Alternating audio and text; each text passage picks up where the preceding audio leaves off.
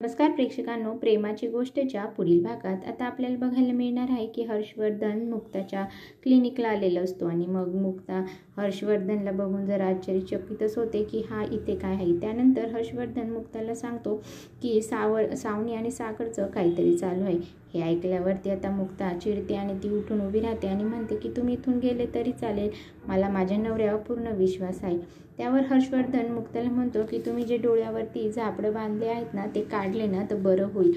आता हे ऐकल्यावरती मुक्ताला जरा रागच आलेला असतो आणि ती लगेच फोन घेते आणि फोन करायला लागते। तर इकडे दुसरीकडे सावनी, सागर आणि त्यांचा एक क्लायंट ते सगळे बसलेले असतात आणि काहीतरी बोलत असतात।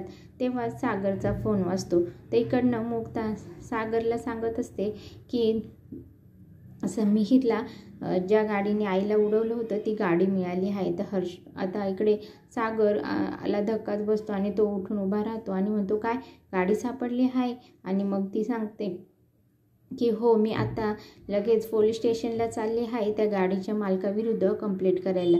आता हे ऐकून सागरही शॉक होतो। तर मुक्ता सांगते मी जाणार आहे, मला काही माहीत नाही। आता मुक्ता पोलीस कंप्लेंट करते की त्या अगोदरच सागर तिला अडवतो। हे बघण्यासाठी माझ्या चॅनलला सबस्क्राईब करा, बेल आयकॉन दाबायला विसरू नका। व्हिडिओ आवडला असेल लाईक करा। धन्यवाद।